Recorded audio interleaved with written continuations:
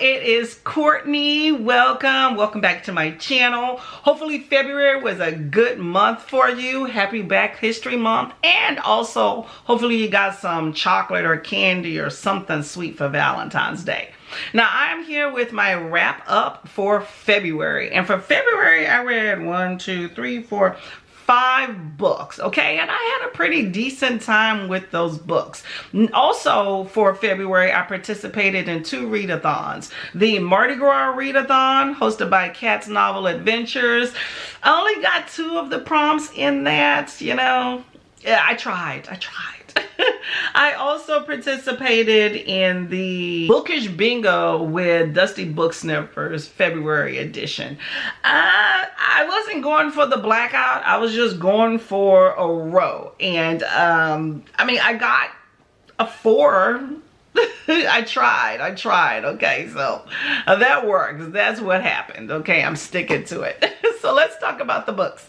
So for the month of February, I started with Delicious Foods, which I do have a dedicated video about. But basically, it's about a food company that preys on minorities and people that, you know, are downtrodden on their luck. People that have substance abuse issues, things like that. And they continue to allow them to do those things and even gives it to them in exchange for basically modern day slavery on this agricultural farm. So very interesting book. You have a young child that goes searching for his mother and kind of gets sucked up into this. But a very good exploration about how, you know, people and corporations prey on certain individuals. I did really like the little snarkiness of the drug though. Very fun time. And then after that, I decided, you know what? Let me go on vacation.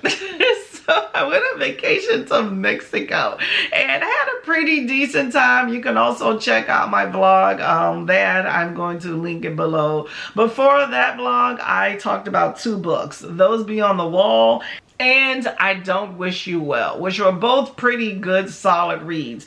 Those Beyond the Wall was really action-packed and was very, very violent. You basically have this community that basically rules and shows affection by violence. And so when you have this parallel universe type situation that is causing danger to the current society, then you have an exploration of that to get this mystery solved. But also you have these people and how they communicate with each other, and this very heartfelt, poetic exploration of how this one girl feels about other people. It's very interesting book.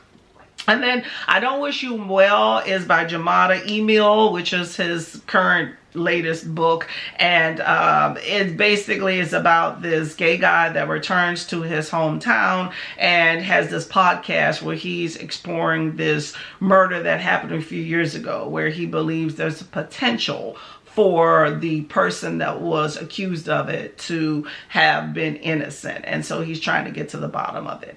Very enlightening, very, very good. Okay, and then so that was vacation. That was vacation books. And when I came back, I decided to go ahead and embark on N.E. Davenport's duology, the Blood Gift series. And I really enjoyed that. So it was the Blood Trials followed by the Blood Gifts. Okay, and that took some time with that. Really enjoyed it. You have a Kenna, who is this brown girl in this society that people are just not checking for her at all. Okay, she goes to this elite academy. She's called all sorts of names. Her grandpa apparently saved the world, but apparently people are not giving him his flowers for that in the societal norm, right? So anyway, so she gets wind after his death that, hey, maybe, just maybe, someone was part of his demise. So she decides to enter this big elite academy, kind of like, think of Navy SEALs.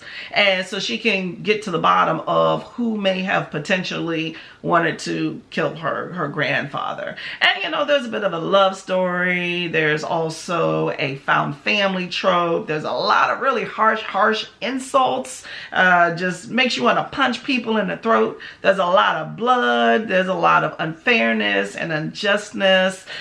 Really good book. I thoroughly enjoyed it. And what I really enjoyed most about this book, though, is that it is a true enemies to lovers, okay? A lot of books plead, hey, we're enemies to lovers, but really they're like checking for them from the beginning, you know, and they just get together at the end. This is actually a true enemies to lovers fantasy, so I really did like that aspect. I did think that Akenna, that's the main character, she was very impulsive and immature. And this is an adult book, but she is young, like 18, 19, something like that. So I can see why she's immature. But she did kind of piss me off sometimes, and I was like, girl, get it together. But the ending was highly appropriate and very realistic, so I did like that. And I will say, if you were offended by cussing, this is not the book for you, okay? Because there was definitely a lot of it, but I enjoyed it. And then I ended the month reading Wench by Dolan Perkins Valdez, which was my book club, Tangible Reads book club pick for February. And it was really, really good, okay? I'm going to also post the link for that discussion down below as well. But basically, you have these 4 women that are taken to a free state. This is pre-Civil War, and they're black women.